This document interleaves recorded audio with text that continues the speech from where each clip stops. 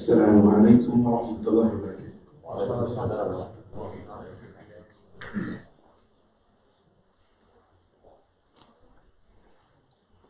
الله أكبر الله أكبر الله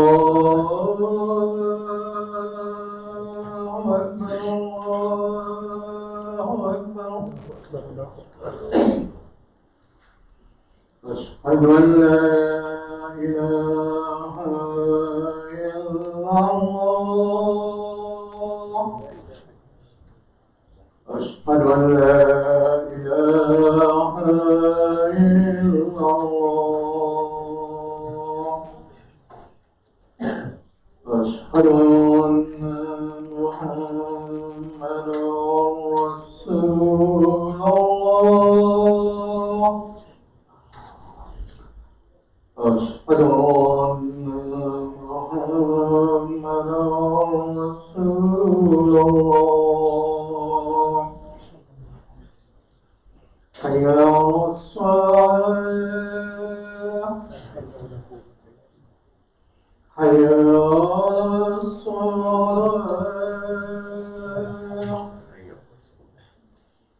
حي على الفلاح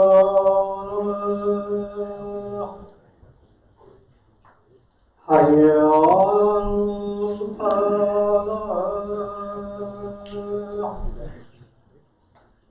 الله أكبر الله أكبر لا إله إلا الله.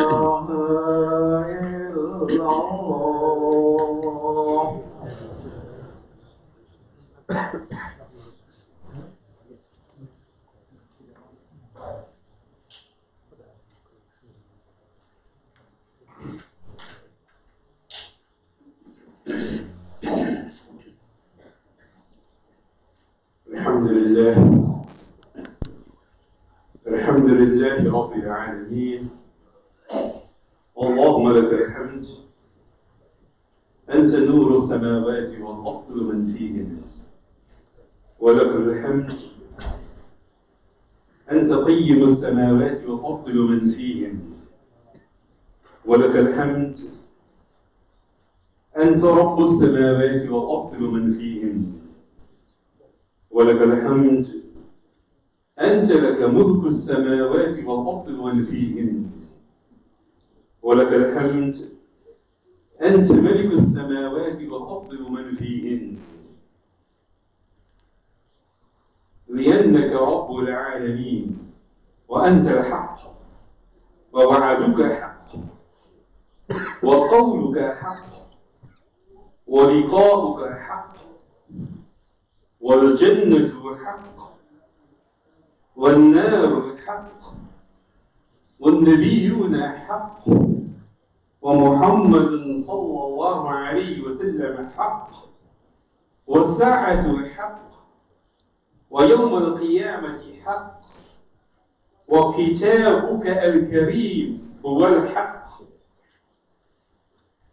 اللهم لك الحمد، وبك آمنا، وعليك توكلنا، وإليك المصير.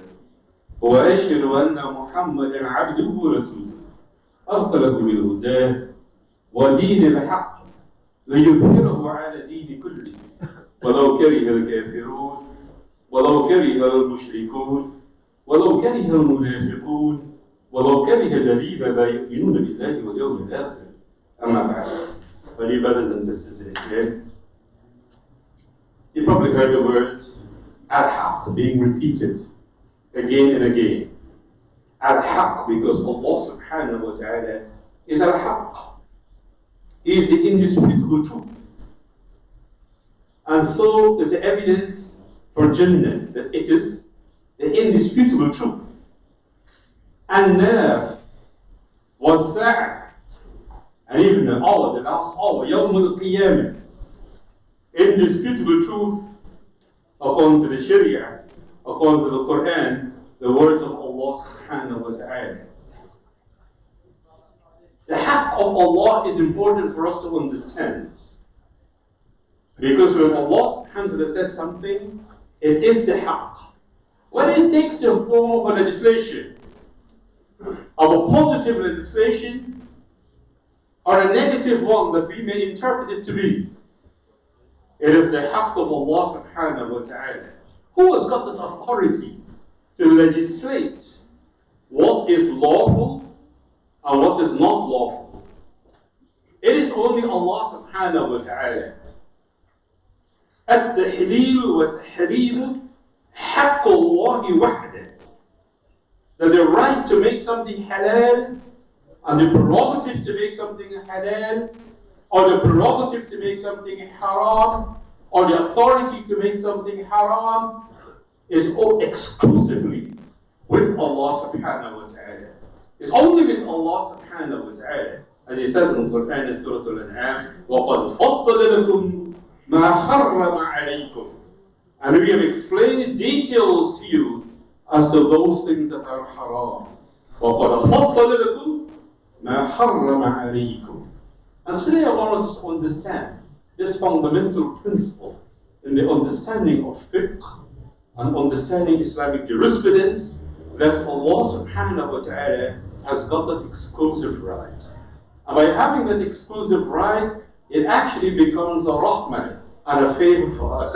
So we don't have to sit down to decipher among ourselves and to deliberate among ourselves as to what is haram and what is not. Because Allah subhanahu wa ta'ala has made it explicitly clear. وَقَدْ فَصَّلَ لَكُمْ مَا حَرَّمَ عَلَيْكُمْ. He goes further to say, for those people who embark upon the mission to think they have the prerogative to say something is haram when Allah subhanahu wa ta'ala hasn't said that, there is serious consequence for that.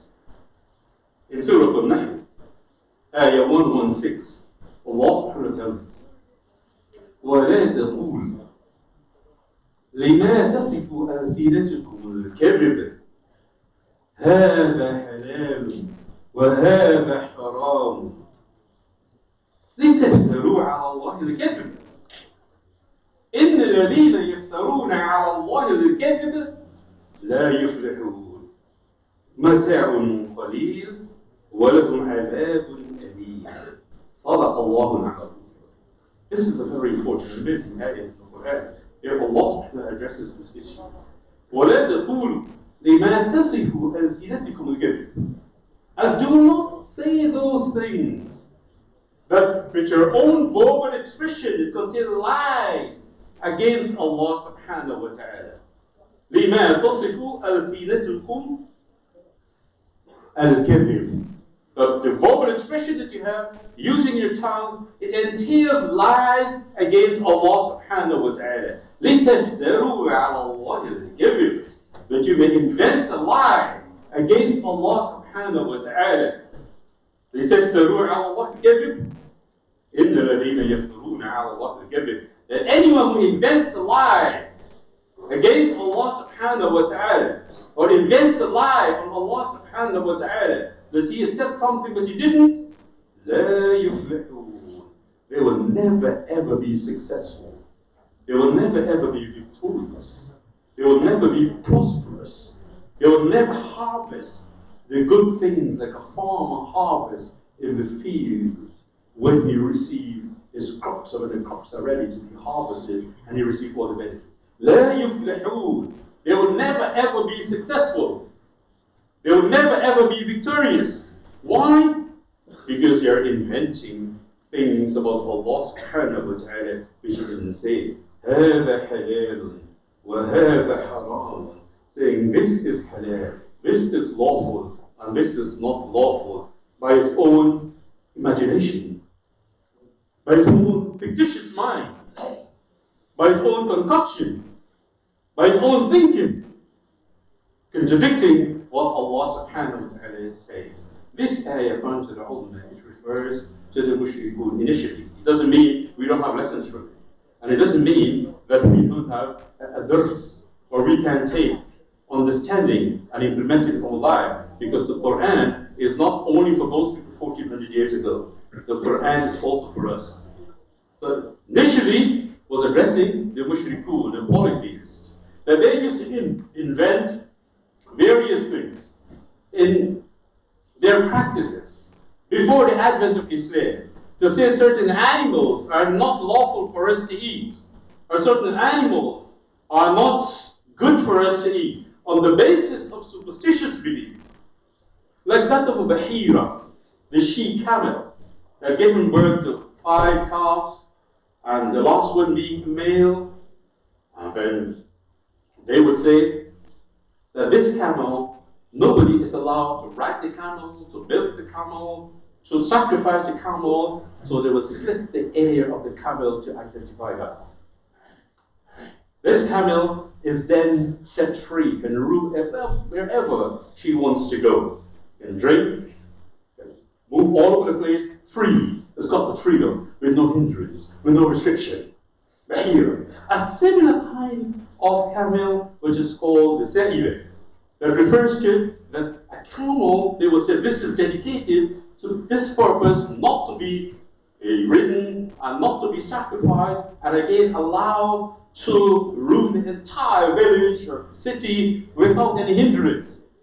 That's following an oath or a vow they have made, coming from a prosperous journey, coming back from a journey, or an illness that they had. And then we will say, okay, the indication of that, to show our gratefulness or thankfulness, we will say that this camel shall not be ridden, and you are not allowed to drink it. So they were making things that were halal for themselves, haram for themselves, and upon the people, not by the institution of Allah subhanahu wa ta'ala, not by the decree of Allah subhanahu wa ta'ala, not by the ayat of Allah subhanahu wa ta'ala. And sometimes we do the same thing among ourselves when we say هذا halal wa هذا haram without having a knowledge of the Quran or the evidence of the Quran to say it is.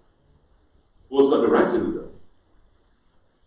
It is the right of Allah subhanahu wa ta'ala. And I said it's a great favor from Allah subhanahu wa ta'ala that we don't have to deliberate in it, because Allah subhanahu wa ta'ala says وَقَدْ فَصَّلَ لَكُمْ مَا خَرَّمَ عَلَيْكُمْ. Thus, أَمْ لَهُمْ شُرَكَاء شَرَعُوا لَهُمْ مِنَ الدِّينِ مَا لَمْ يَأْذَنْ بِهِ اللَّهُ. Do they have partners, and do they have authorities, and do they have other people who institute the laws, who give them the right to make the halal and haram? مَا لَمْ يَأْذَنْ بِهِ اللَّهُ. Of which they have no permission from Allah subhanahu wa ta'ala? No, of course, it's a critical question that Allah subhanahu wa ta'ala hasn't given that authority to anyone except Himself and from the lips of the Prophet sallallahu alayhi wa sallam, when we understand when something is haram or something is halal. That is why the scholars of Islam, even the Salaf al-Sahih, they have made it explicitly clear. وَلَمْ يُطْلِقُوا عَلَى الْحَرَامِ وَلَمْ يُطْلِقُوا الْحَرَامِ عَلَى مَا إِلَّا عَلِمَ تَحْرِيمُهُ قَطْعًا. The Salaf al-Salih, they will never ever say that something is haram unless you have definitive proof. Definitive proof. قَطْعًا. تَحْرِيمُهُ قَطْعًا. But today we give about liberty. That we just want to say this is haram, and that is haram, and that is haram. And when you think it's an embodiment of things that are haram, that we have got ourselves into, and that's what Islam is about. And it's not like that. The Salaf al-Salih, as I said, if you don't have a clear-cut evidence that something is haram, they would restrain themselves from saying haram. For example, when the first ayah was revealed about khamr, intoxicant, and maisir, وَيَسْأَلُونَكَ عَنِ الْخَمْرِ وَالْمَيْسِرِ قُلْ فِيهِمَا إِثْمٌ كَبِيرٌ. At that stage, when the first ayah was revealed, the Salaf al-Sahih did not see that it was haram in that ayah. It doesn't mean that it's halal. Until the verse in Surah Ma'idah came to say explicitly clear that it was haram. But at that stage, their understanding and being analytical of the Quran and looking at evidences, they said that it was not haram because there's a clear-cut evidence in that initial ayah. Obviously, that was changed when the ayah in Surah Ma'idah was revealed. But just to show how analytical the Salaf al-Salih was. And so was the same with Imam Shafi. If they see that something that doesn't seem to be very Islamic, they would say, لا أحب هذا. I don't really like this. وأكرهه, or I dislike it. Or لا يعجبني, or this doesn't really impress me. It doesn't look good. You don't give them much liberty to say that it is haram and jump to conclusion and have their own formulation at the end without evidences. Like what we do sometimes during our daily life. And that is something we be careful with. Because when we say something is halal and something is haram, and we don't have enough evidence for that, Allah subhanahu wa ta'ala will question us on Yawm al-Qiyamah. Why do you say that was haram? When it's not mentioned in the kitab of Allah subhanahu wa ta'ala and it didn't come from the lips of the Prophet sallallahu alayhi wa sallam.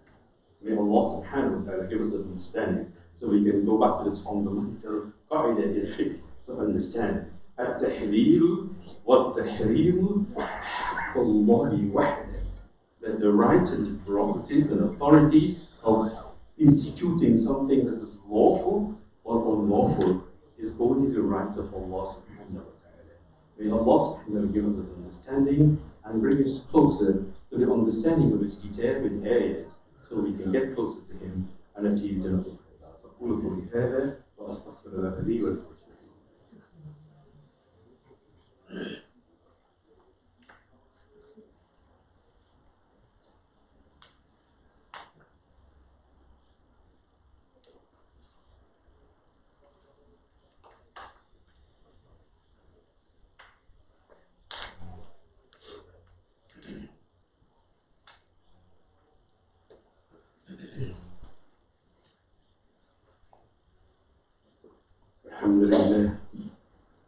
الحمد لله رب العالمين والصلاة والسلام على سيدنا محمد وعلى آله وصحبه ومن تبعهم بإحسان إلى يوم الدين.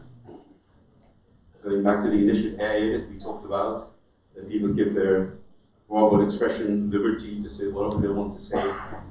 وَيَفْتَرُونَ إِنَّ الَّذِينَ يَفْتَرُونَ عَلَى اللَّهِ الْكَذِبَ.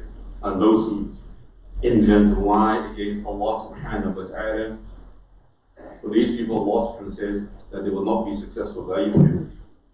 مَتَاعٌ قَلِيلٌ. Most will have little enjoyment in this world for a short period of time. They would feast on that مَتَاعٌ قَلِيلٌ for that short مَتَاعٌ قَلِيلٌ. وَلَهُمْ عَذَابٌ أَلِيمٌ. And then it comes to the grievous punishment and the painful punishment of Allah subhanahu wa ta'ala.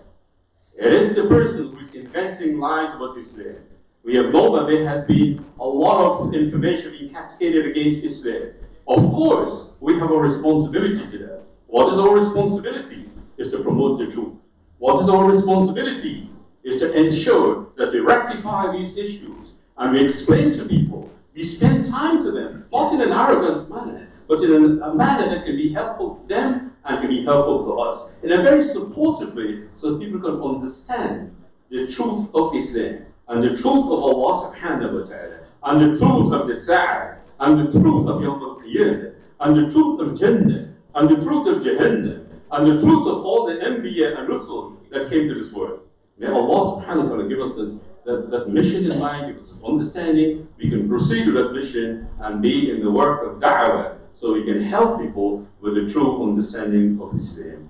وربنا آتنا في الدنيا حسنة وفي الآخرة حسنة وقنا عذاب النار وربنا ظلمنا أنفسنا وإن لم تغفر لنا وترحمنا لنكونن من الخاسرين. اللهم ألف بين قلوبنا وأصلح ذات بيننا واهدنا سبل السلام ونجنا من الظلمات إلى النور وجنبنا الفواحش ما ظهر منا وما بطن وبارك لنا في أسماعنا وأبصارنا وقلوبنا وأزواجنا وذريتنا وتب علينا إنك أنت التواب الرحيم. عباد الله إن الله يأمركم بالعدل والإحسان وإيتاء ذي القربى وينهى عن الفحشاء والمنكر والبغي يعظكم لعلكم تذكرون. اذكروا الله إن ذكر الله تعالى أعلى وأجل وأعظم وأكبر. أقيموا الصلاة.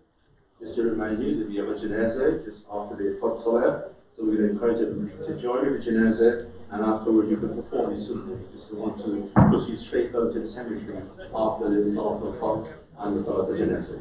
Jazakumullah khairan.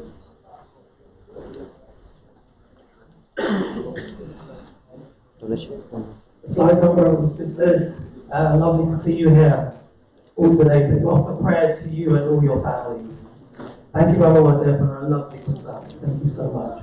As mentioned last week, please support us at our fundraising event on the 4th of December. We have pleasure in confirming international Nasheed artist Mikhail Malak will be joining us. He was born and raised in the West Midlands. Mikhail is a singer-songwriter. He's known for his unique world music. He has performed across the United Kingdom. If you're interested, please see Brother Brian for tickets. LICS received an award from the London Faith and Belief Community Awards on Wednesday for our work in the community. It is amazing that our wider community recognises the work of our masjid, from our president, trustees and all our wonderful volunteers. Well done to all of you. We are asking you all to support our food bank. Very important this time of life, really. We're seeing an increase in food banks right across London. And please bring in items which don't have short expiry times, and maybe only tinned items and drinks. Please be with us today. Brother also mentioned that we have a janazah today. It's very difficult on a very busy Jummah day, but please help us.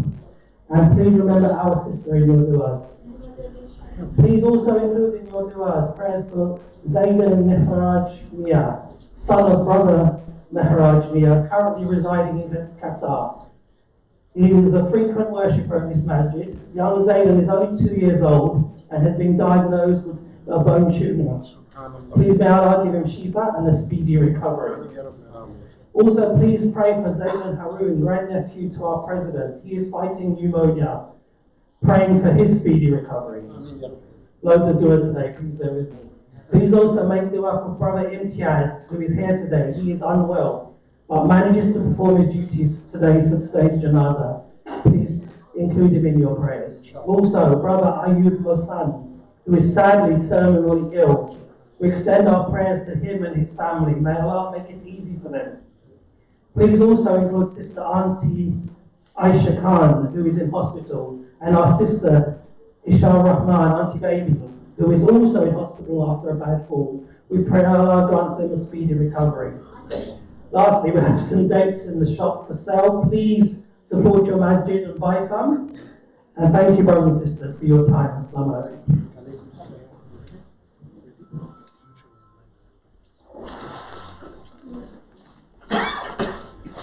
Allahu Akbar, Allahu Akbar, Allahu Akbar, Allahu Akbar. Ashhadu an la ilaha illallah. Ashhadu an la ilaha illallah. Ashhadu anna Muhammadan Rasulullah. أشهد أن محمدا رسول الله. حي على الصلاة، حي على الصلاة، حي على الفلاح، حي على الفلاح. قد قامت الصلاة، قد قامت الصلاة. الله أكبر، الله أكبر. لا إله إلا الله. استقيموا واعتدلوا. Straighten the lens and fill the gospels.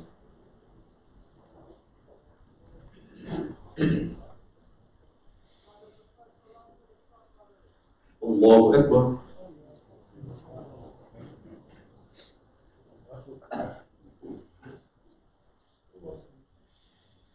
الحمد لله رب العالمين الرحمن الرحيم مالك يوم الدين إياك نعبد وإياك نستعين اهدنا الصراط المستقيم صراط الذين أنعمت عليهم غير المغضوب عليهم ولا الضالين.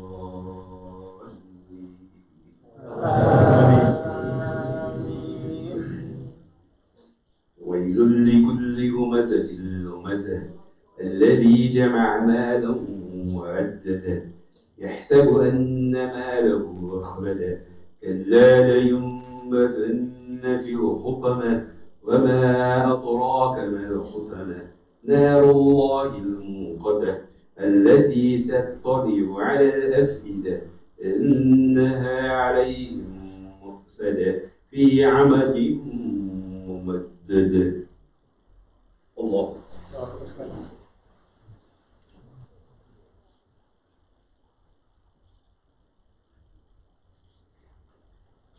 الله لمن حمده. الله أكبر.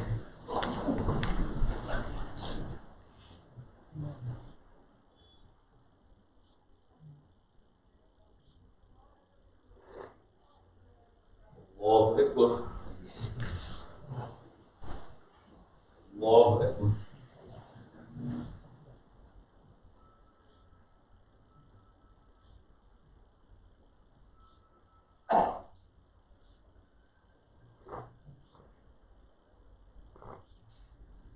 الله أكبر.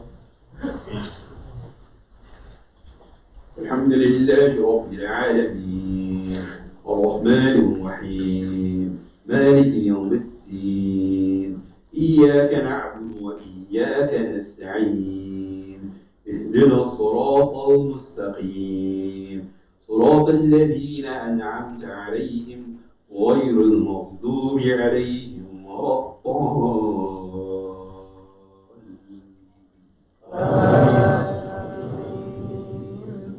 إذا جاء نصر الله والفتح ورأيت الناس يدخلون في دين الله أفواجا فسبح بحمد ربك واستغفر إنه كان توابا. الله أكبر.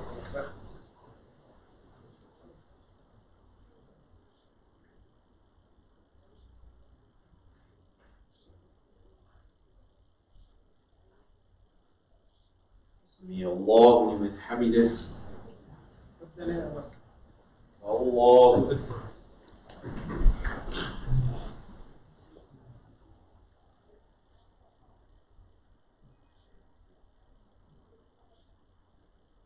الله أكبر.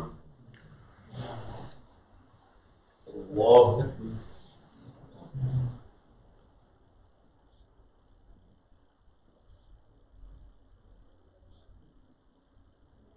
الله أكبر.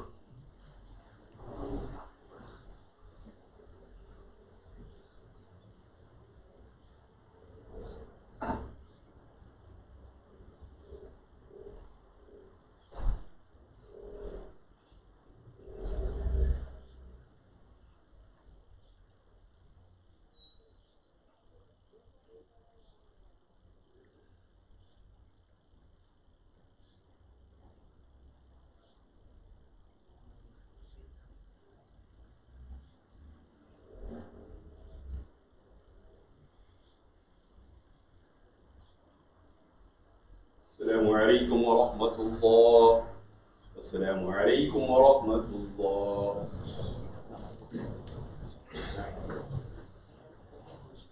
Brothers, just stand up, please. Brothers, make gap.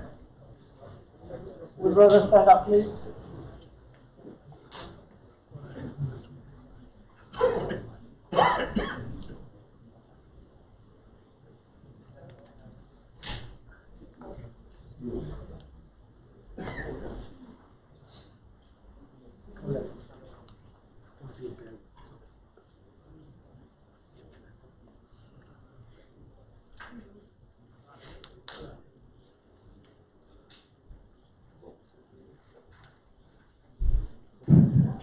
Well, each of the brothers will be as a prayer.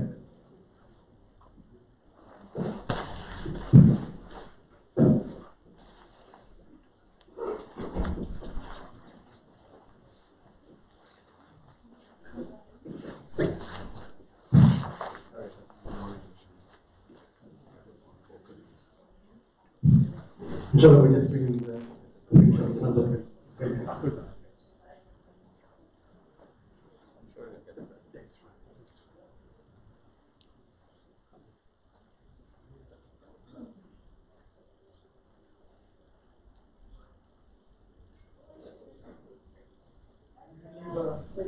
Yes, please.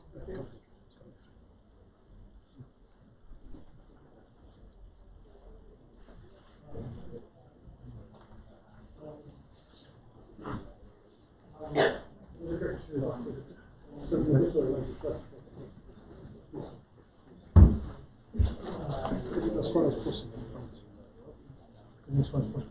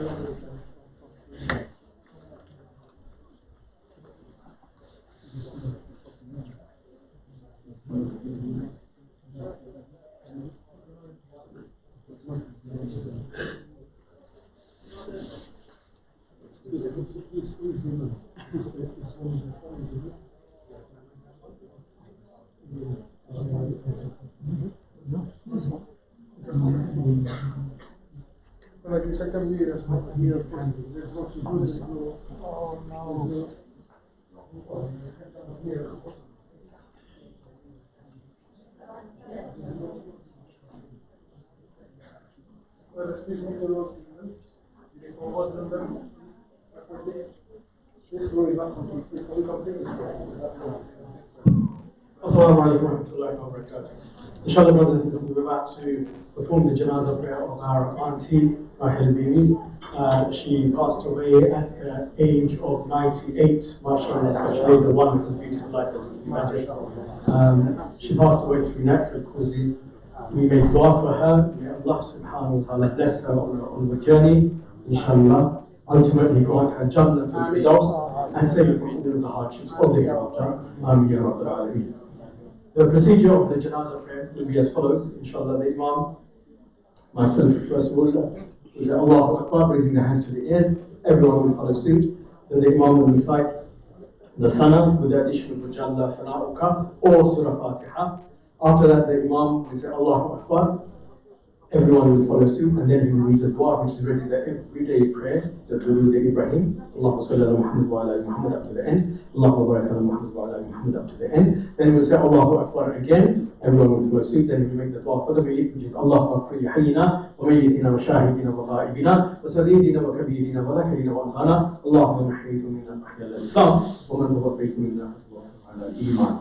If someone does not know this prayer, then they can read any prayer that they do know. For example, Rabbana atina fid dunya up to the end, Rabbana zalamna anfusana up to the end, Rabbana taqabbal minna up to the end, or any other dua that they do know for that matter. Then the Imam will say Allahu Akbar, the last time, also final time. Everyone will follow suit. Then he will say salam first to the right, and then he will make salam to the left, and that will conclude the janazah prayer. Is that okay for everyone, inshallah? So without further ado, let us begin.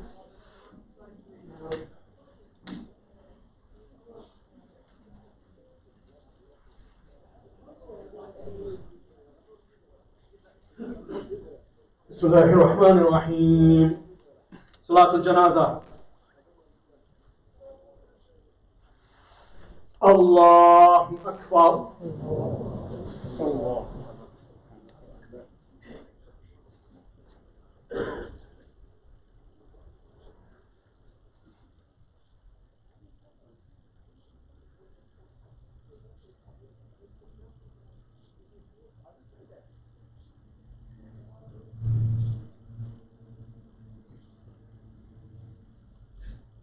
الله أكبر.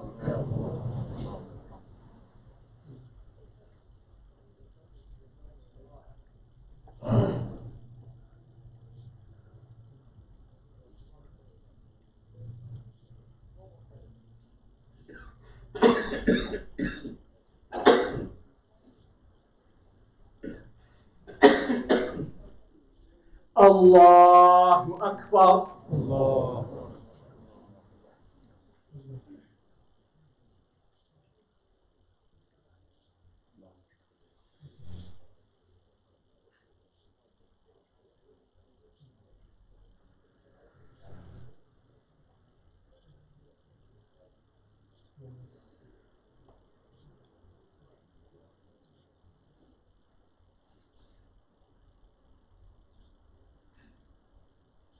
الله أكبر.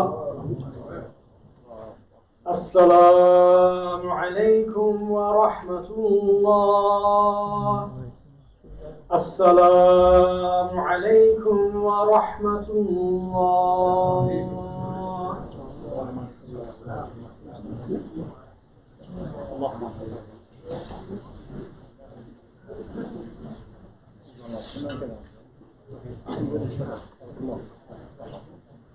Well, give us way, please.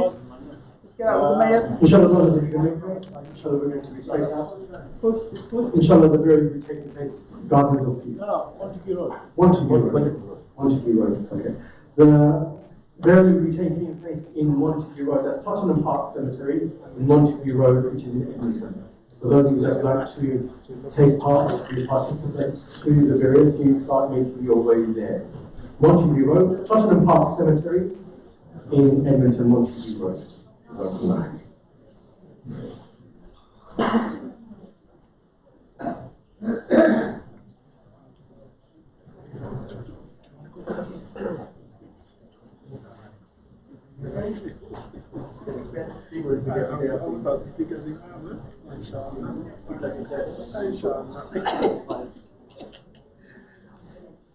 Ready?